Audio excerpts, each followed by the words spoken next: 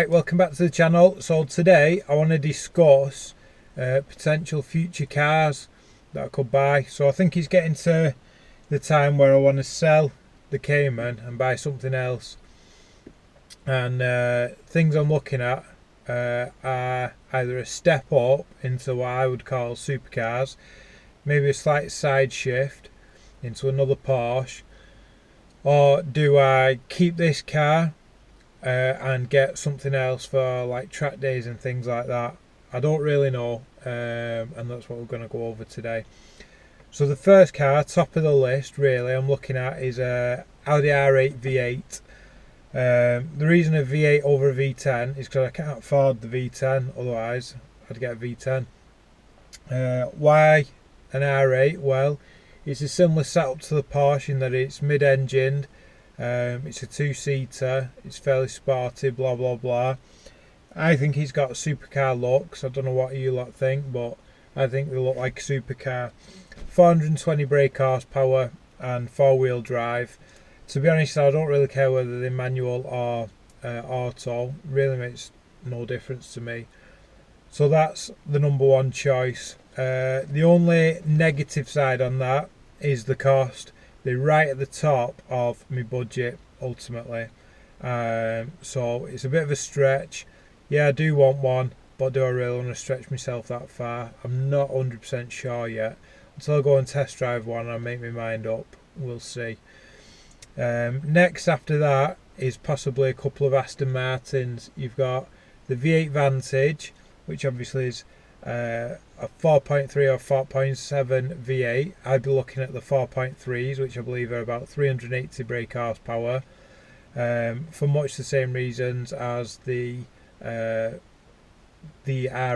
I think it's a step up from the Porsche, and the reason I would go for the 4.3 is simply because I can't afford the 4.7 or the V12s. So 380 brake horsepower, rear wheel drive, front engined. I do like the Vantages. The good thing about the Vantages, they start a lot cheaper than the R8. They're about 25 grand or so, whereas the R8s are starting at around about 30. So they're a bit more realistic price wise. The other option being the DB9. Obviously they're a 5.9 litre V12. Positives for that is there's some back seats in that. Negatives is it's a massive engine, and just things like general running costs, fuel economy, service items, all that sort of stuff is a little bit more on the DB9.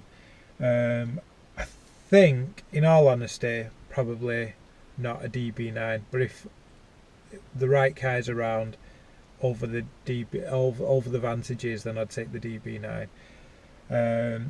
So that's it for sort of the upgraded, what we'll call supercars. A sidestep, I think, in the Porsche world is a 911. So the reason I got the Cayman, in all honesty, is because I wanted a 911, and at the time I couldn't afford a 911. So I got a car that I thought was about 9/10 of a 911 and bought this Cayman S. And ultimately that's exactly what's happened. I think it's 9/10 of the 911 experience, but it was half the price, so that's why I bought it. Moving on, I think I'd be looking at a 997 Carrera 4S. So they're 350 brake horsepower, four-wheel drive. Obviously the rear engined instead of a mid-engine Cayman. They have back seats. I think it's enough of a change in car to warrant sort of twice the price for a slightly different experience. Plus it's a 911 at the end of the day, and anyone who wants a Porsche wants a 911. I don't care what anyone says on the Cayman owners clubs and things like that, they're all talking rubbish. Nobody grew up with a poster of a Cayman on the wall. Everyone grew up with a 911 on the wall. That's the one that everyone wants, whether they want to admit it or not. So there you go. And that's it from like the sports car range. Now the next sort of range is like your performance saloons. So we've got things like M3s, an S5, a C63 AMG. All of those things are all much of a muchness. I like them. I've driven a few of them, especially the C63. It was a little bit wild, to be honest, and I don't know if I could live with it every day, so we would have to see about that. Going on from there is the bigger saloons, things like an M5, an RS6, etc., that sort of thing. Now that's more my cup of tea. Believe it or not, I like big cars, especially things like S classes and 7 Series, but I don't think the performance models of the flagship cars really tick the same performance box as the next step down, your M5s, etc. So I need to sort of decide if I would want performance or I want luxury. Ultimately, if I went for the luxury side of things, I'd probably not get a big engine like an S63 or a 760. I'd probably bring it all the way back to potentially even a diesel, like an S320 diesel or something. I could actually get one of those cars alongside the Porsche, so that's the option there. That's why I would potentially get one of those cars. They wouldn't necessarily be a replacement, they would be an addition. Other cars that could potentially be an addition would be some sort of convertible, just because I like driving around with no roof on. I don't know why, it's a different experience and I enjoy it. So I could look at things like a Z4, like my brother's car that we featured previously, a Boxster to go alongside the Cayman. There's a whole host of things. To be honest, in that category, the car that's currently winning is a 1 Series convertible, to tell you the truth. Why? I'm not 100% sure. They just tickle me fancy a little bit. Plus, if I can get a 135i in the right sort of price range, which they are out there for about 4-5 grand in decent nick, you can remap those to about 400 brake horsepower. They come with 306 brake horsepower as standard. It would still be a fairly sporty car, and then I wonder at that point if I then sell the Porsche and buy something else, because I wouldn't need to necessarily run the sports car all the time at that point. So I could get something like the V12 Aston, not have to worry about running costs so much. So that's another thing I've been considering. And then complete sort of left field choice is some sort of big 4x4. So I've been looking at Nissan Navaras. You can do a lot of things to those, and at the end of the day, I like modifying and tinkering with cars. Not that I've done a whole lot to the Cayman, but you know, I like to be honest on my insurance policy and tell them if I do any modifications. I haven't modified the Cayman, therefore it's standard on the insurance, nice and cheap, blah blah blah. But something like a Nissan Navara, I would like to lift it up, put big off-road tyres on, things like that. Again, a completely different experience as far as ownership. I've never owned a car like that before. And then finally, do I keep the Cayman and get myself a track car?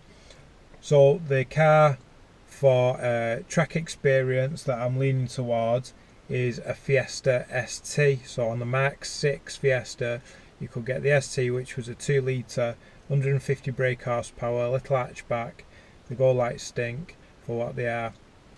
And I fancy doing a few extra track days and things like that in those, maybe a trip to Nürburgring, etc. And I wouldn't be as worried about, you know, if I had a little incident in something like that. So that's also on the list. I can also modify that car. There's a lot that I could do to that car that I've always wanted to do to a Fiesta. My very first car was a Fiesta, and I've always sort of had this thing in the back of my head that one day I would revisit sort of a fairly fast Ford. I always thought it would be an Escort Cosworth, to tell you the truth, but the price of those have gone through the roof, and it's just not going to be, at least not anytime soon anyway. So that's about it. I don't really know what I want to do. There's so many options, there's so much to think about. Obviously I need to get out and test drive a lot of the cars, see what they're all about, see which ones I do want, which I don't want, and take it from there really. But if anyone has any suggestions, any experience with any of those cars, or maybe if you own one and you want to let me come and test drive it, something like that, then I'm open to suggestions. So if you want to leave comments in the comment section, or contact us on Facebook or whatever the situation might be, Instagram, blah blah blah, go for it. If you don't, not really bothered either way. And then if you like the videos that we've been knocking out recently, obviously subscribe to the channel, give us some thumbs up, all that sort of stuff. Whatever else all the other YouTubers say, do all that kind of stuff. And if you're not into all that, then don't. It is what it is. They're only fun little videos to pass me time on a Sunday afternoon. I'm not here to make loads of money or try and be some kind of superstar. Just sharing my experience of cars with everyone else. If you like them, you like them. If you don't, you don't. Whatever. Right, well, I'll leave it there for today, and we'll see you in the next video.